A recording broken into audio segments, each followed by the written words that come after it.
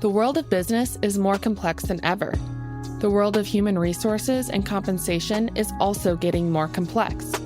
Welcome to the HR Data Labs podcast, your direct source for the latest trends from experts inside and outside the world of human resources.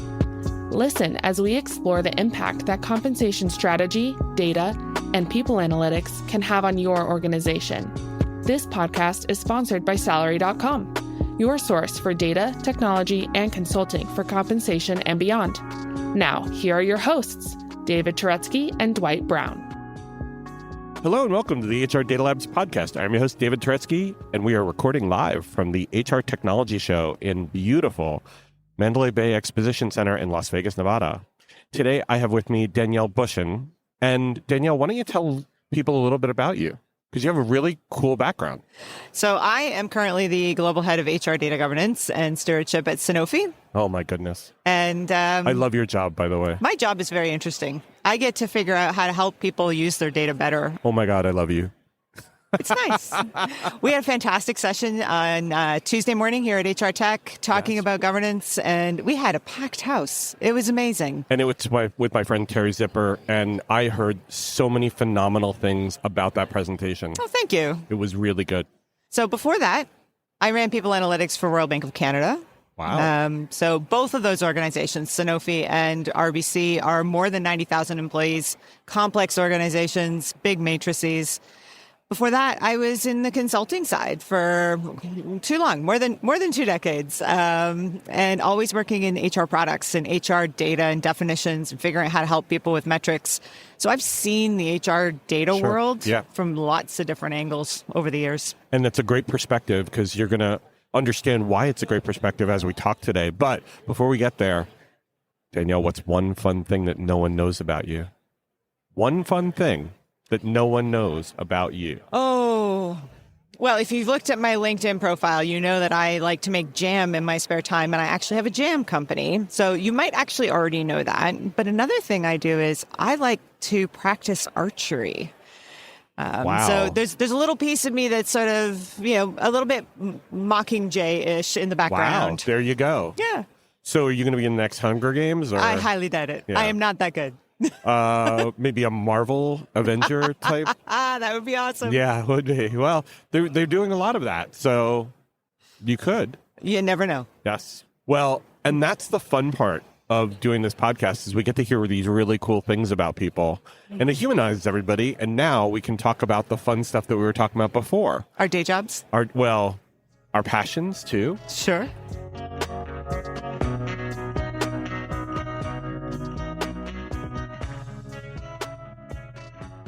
And so one of the concepts we were going to talk about was the intersection of people analytics and compensation and how they can really help each other, how they can learn from each other, how they can grow together. I think that was really kind of the crux of that first question. The Use Case podcast is where technology vendors get to talk about themselves. And it's a wonderful place for vendors, investors, and practitioners to listen to the story of the solution, the features, the benefits, the attributes, etc. And we get to know the CEO or founder during the call, and we also get to know the tech. So subscribe to the Use Case podcast. Yeah, I mean, look, the reality is if you roll back the tape on people analytics, most of the people who started in the early days of people analytics came from comp. That was the most quantitative part of HR. Sure. And the two disciplines have kind of diverged over the years a little bit. People analytics has really moved a lot more towards the data science, predictive world, trying to understand how do I leverage data to understand something new about the organization. And comp has really stayed close to its roots of how do I get the current pay rate right? How do I make sure that people are paid equitably, fairly? I think the time has come for those two friends to come back together. Yeah. We have to be helping each other to say, what does pay look like in the modern world of work? In the world of gigs, in the world of continuing changing skills, people don't change pay only on a fixed schedule. That's right. Yep. The businesses like to plan budgets on a fixed schedule, and that makes imminent good sense. Right. But we now have the capability with technology to start to think about that pay spend in aggregate while managing the work experience and the way people get paid in real time, because that's the way work changes, is in real time. It's a continuum. It's never point in time this or point in time that, unless you're talking about the things that we force on it, like performance evaluations. Yep. Or the one I really love is cost of living increases. I don't know about you, if you've been living in our current economic environment, cost of living increases are happening every day. But we have this notion that, we're going to give you a cost of living adjustment in October or in January or at some fixed period of time. Right. That's just not the reality of the way people experience the workplace anymore. And so I really think that there's an inflection point right now where comp has the opportunity to modernize. And I think people analytics can help them get there. It's no longer this sort of episodic, once a year I do market benchmarking, once a year I do salary range adjustments. Sure. The reality is our job catalogs are changing all the time. The relationship between jobs and skills is hopefully growing and evolving all the time. And the way we think about pay should respond to that. And to that point, we always start with a process of what's the job description, market price of job, and then do the analysis to see if people are well, jobs are really, as you say, are evolving all the time. So how do you keep those artifacts, which are really compliance artifacts, and then help the process that you were talking about? Because that takes a lot of time. Well, and I think there's the potential. I was talking to one of the vendors here about their agent, their AI agent that is helping the people manager think about their job and the skills they need when they're trying to go out and hire. And how do I not only think about that control mechanism, that client compliance activity of what grade is this job at, what level of it, how is it described, how does it fit into my job catalog, but also how do I go out and hire for a set of skills that's actually going to live with that person for the next 18 months as the job changes and develops? And pay needs to respond to that model too of what do we think is going to happen with the value proposition of that skill set? Can I prepare for a skill-based model where it's going to take a premium for now, but that premium may not be there forever? And we want that person to continue to learn and adapt in ways that help them be the most flexible and deployable, employable person in our workforce that they can be. And if compensation is on top of every single one of those, we would never scale. So we would need to have agents in the field, whether they're AI agents or whether they're the HR generalist, the manager. Someone needs to help us think through what's going on with that job, what's going on with that manager, what's going on with that situation with that employee. So if their skills do change or if there's a value growth or shrinking, what do we do about that? Because we can't do that all ourselves. We can't do it all ourselves. And as people managers, whether you're on the line in a bank or in a pharmaceutical company, it doesn't matter what industry you're in, the reality of what's going on day to day and the work you're trying to get done. That's where HR has this advisory role to play, whether we can bring the right data and insight around the marketplace to the table to help that person make informed choices quickly. And we're doing a really good job of that when it comes to things like identifying the talent pools, understanding the marketplace, understanding labor changes. But I don't know that we're always doing a great job of tying that back to market value yet in terms of the compensation piece, because it's disconnected in this annual cycle right now. Well, there are a lot of companies that have not shared a lot of that information, right? They've held it very close to the vest. Oh, gosh. Pay transparency. Well, pay transparency is going to solve that only if they educate all of the stakeholders to a level which they can use it and which they can become more expert at it.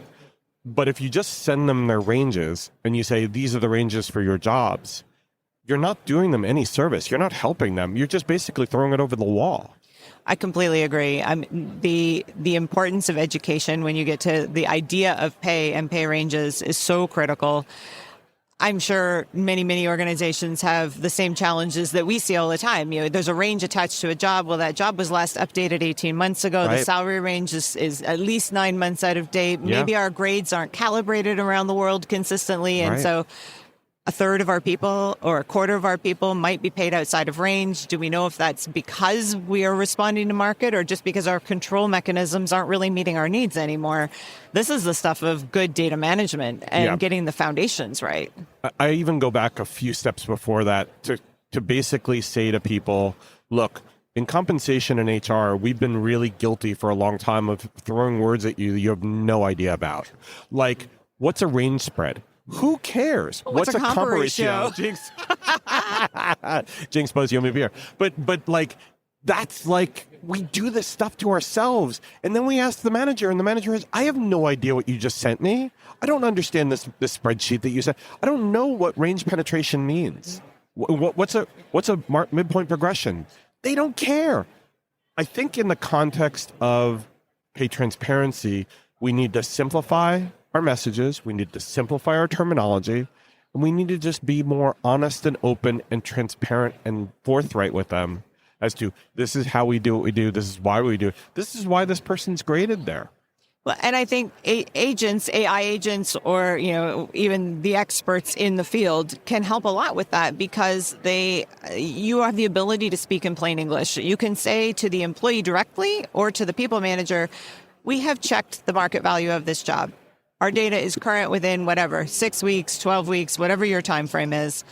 And we know that the value of this job is currently X. You are paying Y. We would like to recommend that you adjust your pay scale.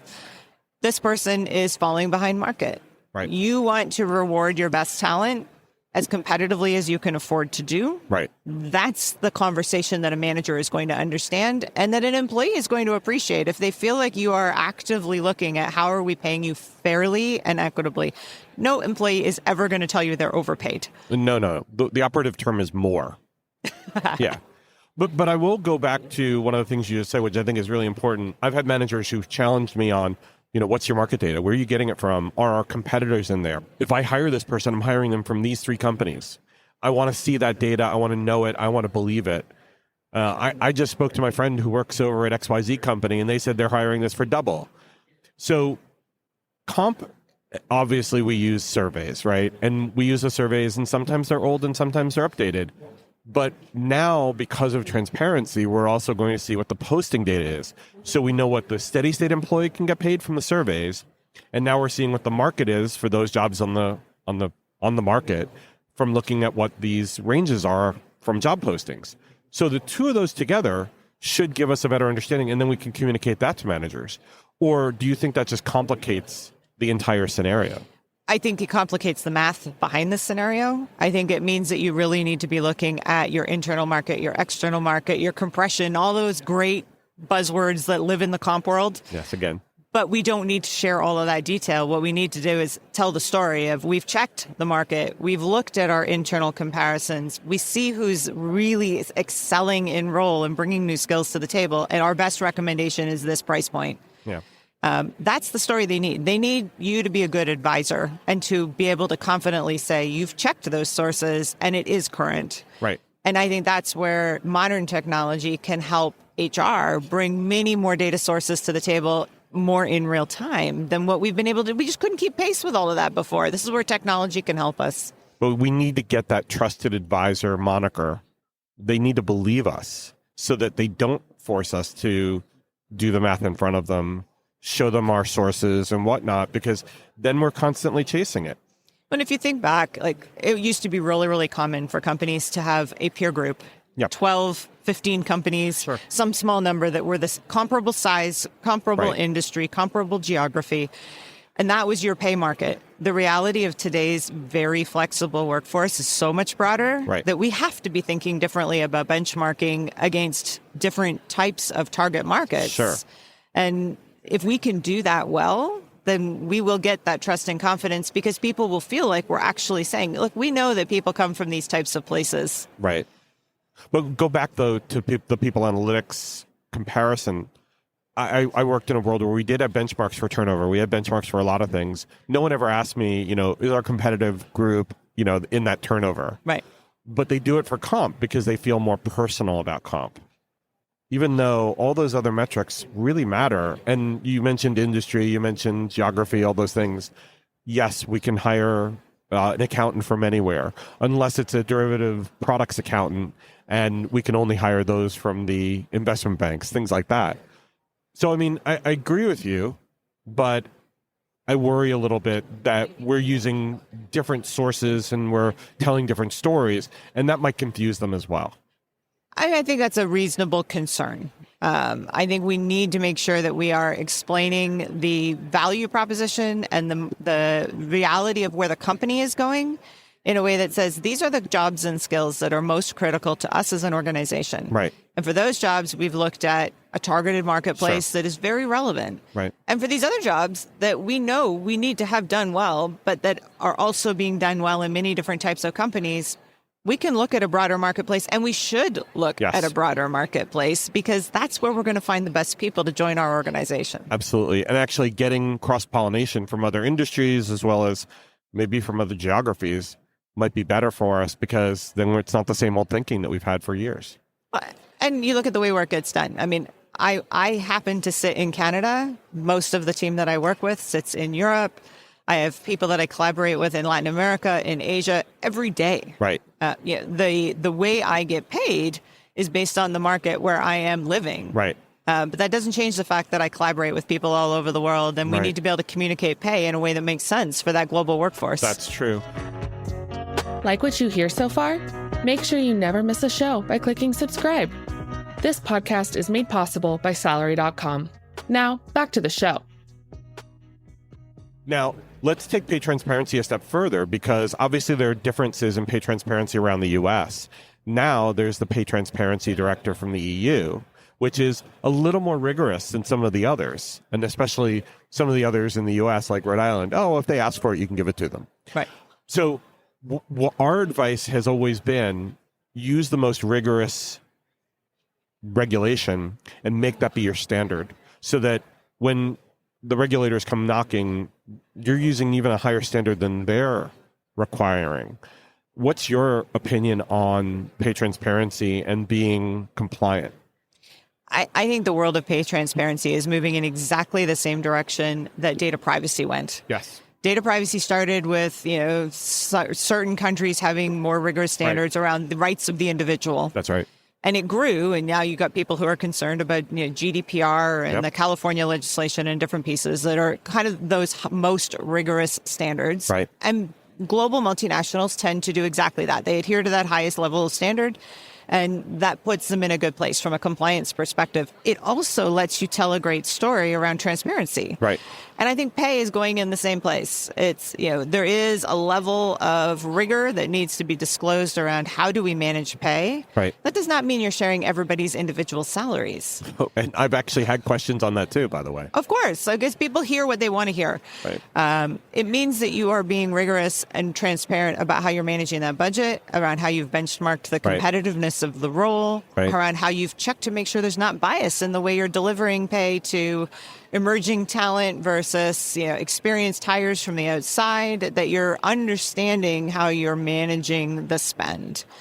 Don't you think that all comes from being transparent in the policies and procedures and plan documentation? Again, we got to dumb it down, and I don't mean that in a nasty way. We really have to take out those terminologies that trip us up, but make it so that everybody understands the level playing field. They understand the basis by which their managers and their leaders are making decisions. For sure, the documentation is critical. You've got to have a good, robust set of data behind the scenes that informs how you publish ranges or whatever level of disclosure you're going to offer.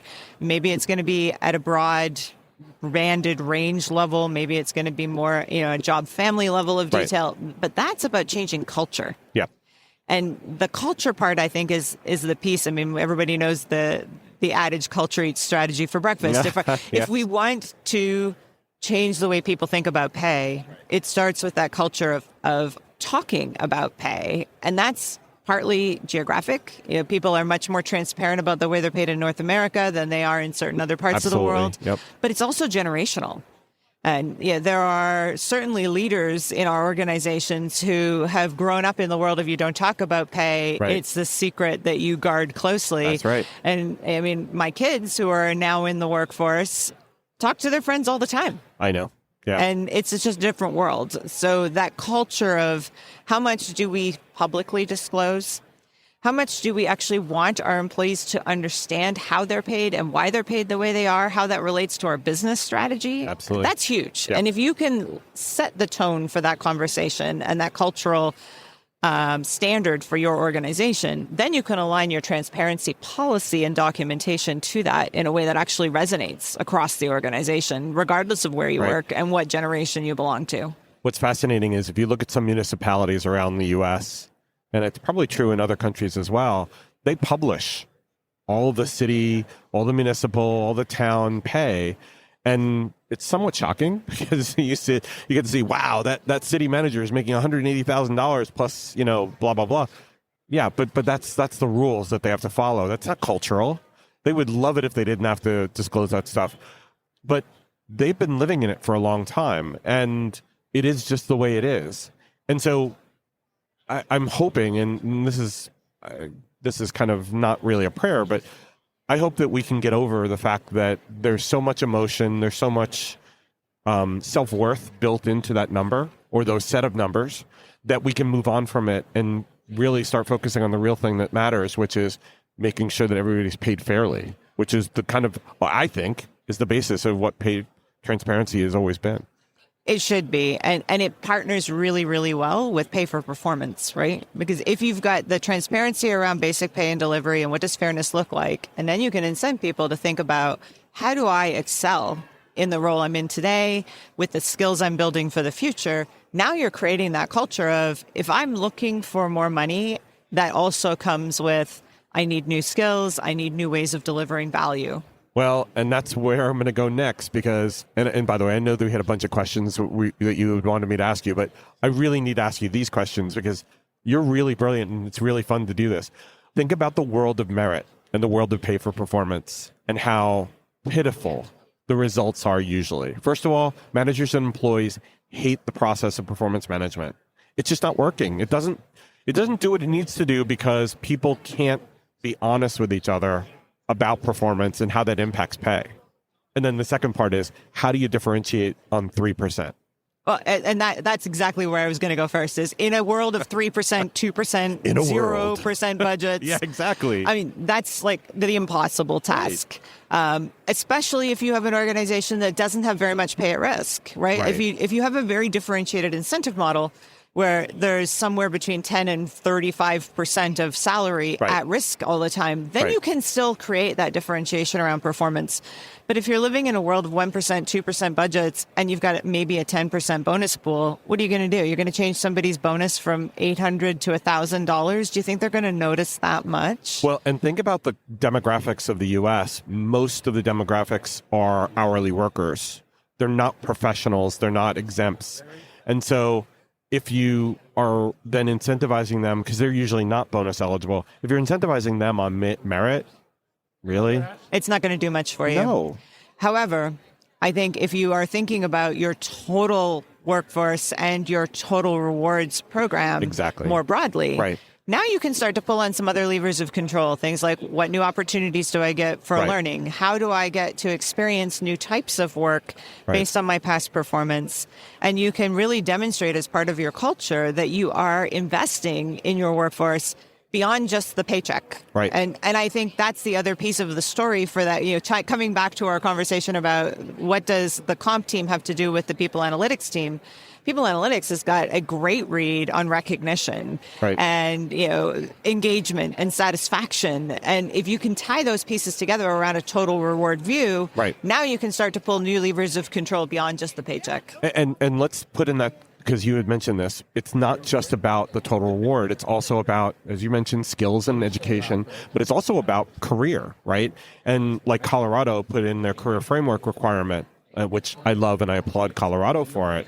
But that should be table stakes. Why aren't we doing more to publish? And I'm going to go back to merit on this, but why don't we do more to publish what career frameworks look like? Because the best thing you can do for someone, not only as you say, is show them their career, show them you care about them, show them you want them to grow and to be able to move in your organization, and give them the path to do it. So, I mean, we all talk about the skills-based organization and career pathing and nudges and all these great things. We're back into the HR jargon story.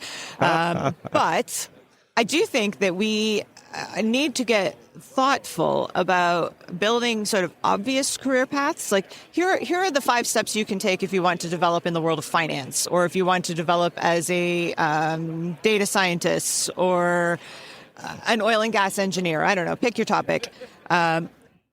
The reality is most of us don't follow those obvious paths. Sure. We move laterally, and we experience lots of different things over the course of our career. And being able to tell those stories from within HR around the ways that people learn, the lateral opportunities that people get, I think that's a huge value proposition for HR, and being able to track those paths in new ways. And again, I think technology can help us draw those out across the organization and help people think in a more curious and creative way around what career path can really look like.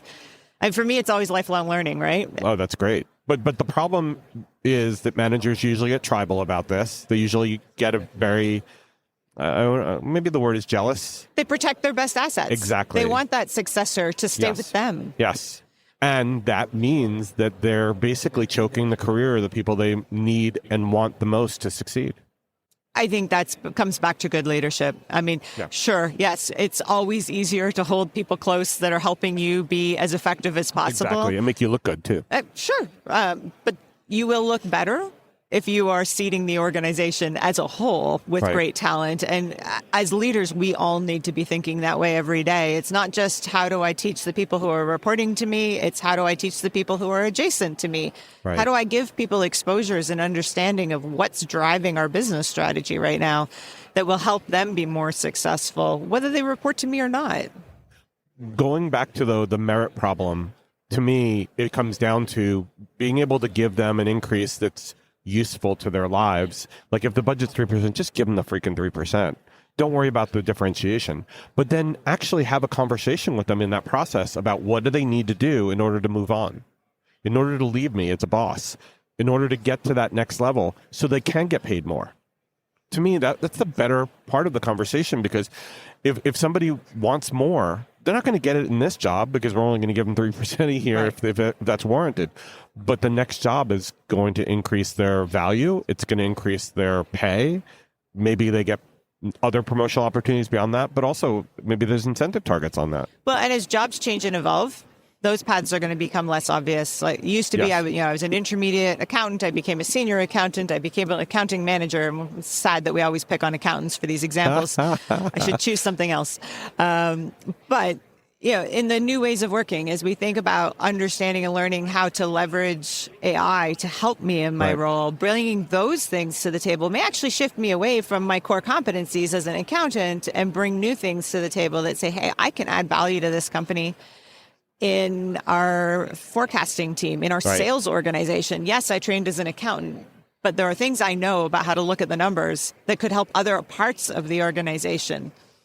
But I'm sorry, I have to go back to this. But one of the problems with that is that only works if the data that we have about you is accurate. Absolutely. That we have your skills, that we also have your passions, and we also have your wants. Like, I'm an economist. I'm an econometrician. I love taking numbers and running regressions on them and things like that. And, if you know me, you know that my passion is people analytics and things like that. Well, did anybody ever ask me that? Did anybody ever say, well, David, what are the 3 things you'd love to do if you had the opportunity? And I think we miss a major opportunity in the ESS portion of our HRMSs, not only asking them to keep their address up to date, but keep your passions up to date, your skills up to date. I could have read a book and said, oh my God, I'd love to go into, being a generalist. By the way, that would never happen. I love you, generalists, but I'm a comp guy and HRIT guy. But you know what I mean? I mean, our passions could change on a dime, or our priorities have to change. Yeah. And our data is just not there collecting it. So I think that the world of the HRIS vendors is changing to respond to that, in the sense that all of these products now have the ability to track what projects have you worked on, what job are you in, what are my interests and skills. You can start to bring those things to the table. The tricky part is getting people to actually use it. And if you look around, particularly in the professional workforce, we all have great LinkedIn profiles. We look beautiful on paper on LinkedIn. Why? Because LinkedIn is actually delivering us back feedback and value from that updating. And so we're incented to make those updates. That's what the companies need to be doing, is saying, okay, what gigs can I expose you to? What training can I expose you to? The more you tell me about yourself, the more I can help you in your career. Right. And if that feedback loop is there, I really believe that people will start to keep their own profiles up to date. But Danielle, I updated it last year. And I just got divorced, but I haven't had time to update that in the system. Or, I moved because we had to sell the house. I know I'm in a different state now, but okay, I'll get to it eventually. By the way, those things happen to me. So, that's one of the problems that we have, that, yes, all those things you talked about are really super important, and it's really great that the HRMSs are doing that. Are we taking advantage of it? I don't think we're taking enough advantage of it yet, but we are also not taking advantage of what we already know. Like when you did that move because you had to sell your house and move to a new state, I guarantee you that we had to do a filing for that and that your taxes had to be updated. Right. So why didn't HR just make that update on your profile for you? Because we actually already knew the answer, right? Those are the interoperable connectivity opportunities in the foundations of our data that we just need to get better at. Yeah, but there was a whole tax structure change in the Trump administration when they updated withholding taxes. And how many people changed their W-4s? And it impacted their taxes. Right. And that could have been where we sent out a note to everybody saying, hey, the tax law just changed. You're not going to see the same refund that you would have thought last year because your tax situation is you may have changed. Okay, we can't say would have changed, but may have changed. May have changed. You've got to go in and update it. Who did that? Nobody. Yeah, that's a shame. But it impacted I imagine there are still people who haven't changed their W-4 now. And that was years ago. That may have been 6 years ago. And so what I'm saying is that we really stink at doing the most basic things that are necessary and impactful to our paychecks. Yep. And that's why I worry about the world of compensation and at People Analytics, trying to make too much out of the data that's in our databases because it's still dirty. So look, data's never going to be completely clean. That's a futile goal, but garbage in, garbage out is also true. Sure. And so to the extent that we want to take advantage of modern technology, we really do have to challenge ourselves to get it as clean as we can. Sure. To be as on top of the current information as we can, because that's what buys us the leverage to build that trust we were talking about earlier, to have that good conversation with the employee. Right. That means we got to make it easy enough for the manager to do it. And I think that takes us right back to where we started the conversation. And those agents can help us because that means I don't have to know the 27 different versions of the jargon and the compa ratio and all that other detail. I've got an agent saying, hey, your data looks to be out of date. Can you get this up to date today, please? And prompt them with the right screen. They don't have to go searching through 30 clicks to get to the thing they need to do. Or they could text, or the agent could text them and say, hey, I see that you go every day to a different location, or you're going to a new location as, the place you sleep. The AI overlords. Did you update your home address? Yeah. Did you move? Because if you did, hey, by the way, that'll impact your payroll. Maybe that's a little too invasive. That's going to feel very invasive to a lot of people. And I think there's an interesting question there of, what right does the employer have to know where you're going every day? Did we get permission to go and look at that? Now we're into my other day job of looking at data governance. What are we allowed to know about you and what are we not allowed to know? Right. Within the boundaries of what we're allowed to know and what we can support in the workplace, we absolutely should be asking those questions. Right. We just need to be thoughtful about what data do we have rights to? What don't we have rights to? And what questions can we legally ask? Yes. And what should we, but that also goes back to the training of the AI and making sure that it knows how to do what it does. And maybe that's another bot that makes sure that the other bots, keeping compliant. We had such a funny conversation here at HR Tech with the agents were talking to the other agents between all the different vendors. Right, exactly, yeah. Hey, are you listening to this and thinking to yourself, man, I wish I could talk to David about this? Well, you're in luck. We have a special offer for listeners of the HR Data Labs podcast. A free half-hour call with me about any of the topics we cover on the podcast or whatever is on your mind. Go to salary.com/HRDL consulting to schedule your free 30-minute call today. Well, I had a conversation before with somebody, and they're like, yeah, there's agents that actually make sure the other agents are doing the right thing, and they're kind of policing, making sure that, the agent is saying the right things or doing the right things. And one of the fascinating things I was talking about with one of the other guests was they said that there was an agent that called bullshit, pardon my French, on another agent and said, no, that's not the right answer. It's an invalid answer. Make sure that you have the right data. And I think they use the term hallucination. The Yes. AI suffering from hallucination, and you can challenge the AI, and it'll say, "Yeah, I made that up." Isn't that fascinating? I mean, And scary. There's a piece of me that just wants to learn more about that world, to say, are we feeding the right fundamental data set into it? Are we training these Right. things the right way? Have we got clean enough data that we can train it to Exactly. reflect our policy, our practices, our controls? Have we documented differences in policy between business lines or between Exactly. countries with a level of granularity that will allow that agent to be effective? That's right. And do we store it in a place where everybody has access to it, where everybody knows the rules, and the AI can go to that as being the source of truth? Because that's a lot of that stuff isn't in the HRMS. We don't keep It's our policies in the HRMS, and they change so fast. I mean, not just because of regulation, but we make a different decision. Or common practice, right? There's always this issue of what does the policy say and what happens every day on the floor. Right. And for me, some of this goes back to just good process design. Yes. And the Canadianness in me is showing up as I talk about processes. Yes. So I wasn't going to bring it up. Oh, but it's okay. Yeah. At some point, I'll talk about something, and then people will really hear it. Organization. Exactly, with a Z. Yes. What was I trying to say?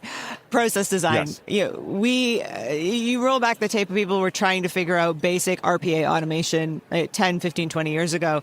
It was all about understanding the happy path for the process. What does it look like if everything goes smoothly? Right. And then what does it look like when you end up on that side branch of, oh, there's this exception, there's that exception, there's the next little thing. Oh, wait, in Vietnam, we need to do this thing differently. There's a 13th month of pay in Brazil. Like all those nuances. All of that granular detail still applies. And it is getting good at understanding those exception paths and documenting them that will allow those agents to be phenomenally capable on our behalf. So I think about skills that are needed in HR. We need better process design engineers. We need Black Belt Six Sigma people who are really able to say, disambiguate and to say, what do you actually mean here? Is that the same as this other thing, or is that something different? Right. Why is that exception there? Is that a habit? Does that exception need to be there? Is it regulatory? Those are the questions that we have to get really thoughtful on. And we are our own worst enemies sometimes. Oh, you're not allowed to do that. Oh, that's a regulatory requirement. But when you push and you peel the onion and you say, actually, there's no limitation there. This could be standardized. Should it be standardized? Right. Those are the high value questions we all need to be asking to really deploy technology to its best effect. Totally agree. And it seems like there could be an industry, a cottage industry that gets created that enables that to happen from a consulting perspective. Because once it's designed, it should be able to keep itself up to date because you built the right process in place. I actually disagree with you. Oh, please. So I'm going to challenge you on that one. So when we started to deploy shared services at scale, we created an environment in HR where we have people who are really phenomenal at following the process and executing the process the way it was designed. But those people lost the ability to see the process design piece because they don't live in that world anymore. Right. They're in the execution side of the organization, in the ops organization. Right. What we thought we could do is design it once and hand it to ops and leave it.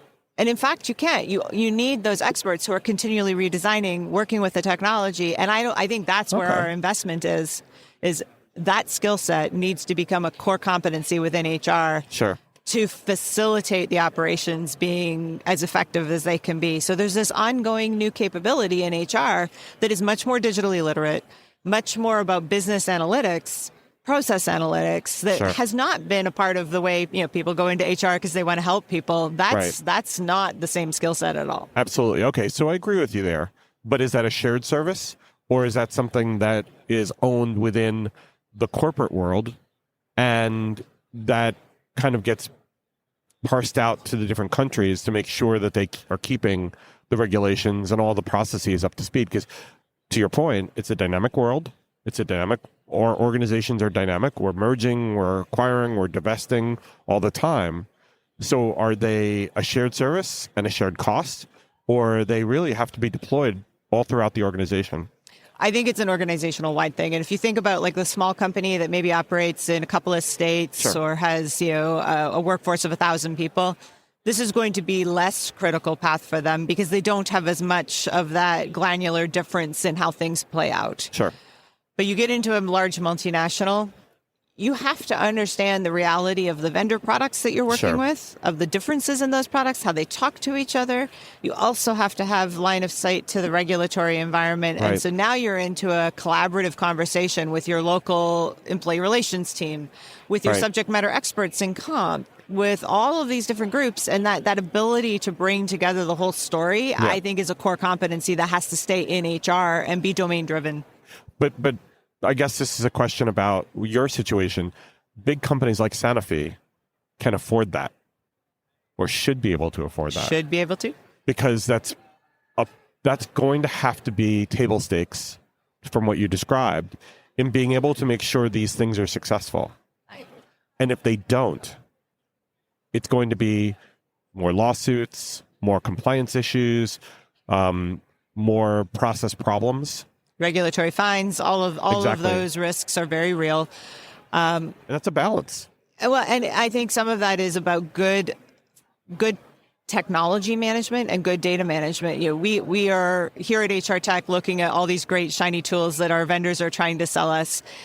When we buy those tools, it is incumbent upon us as the buyer to be thinking about what's my total cost of ownership? Right. How do I plan for maintaining the process, the configuration, the data quality?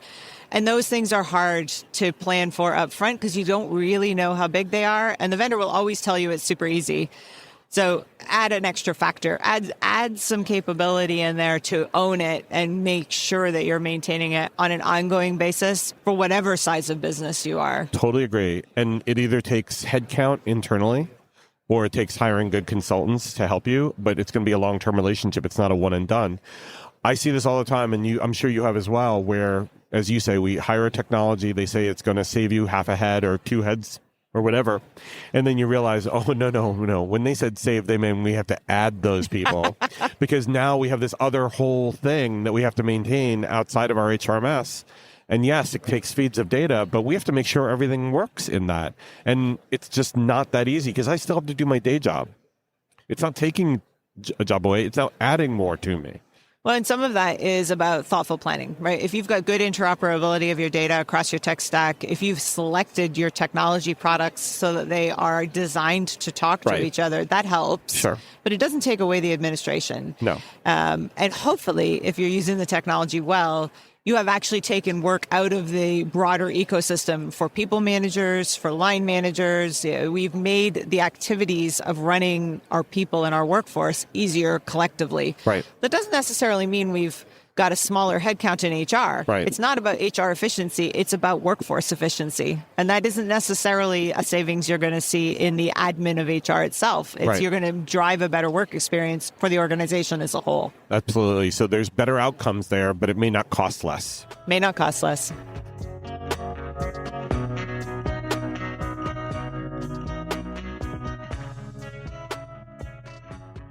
I think we can leave it there because that actually is a good point to make and kind of just drop the mic and walk away.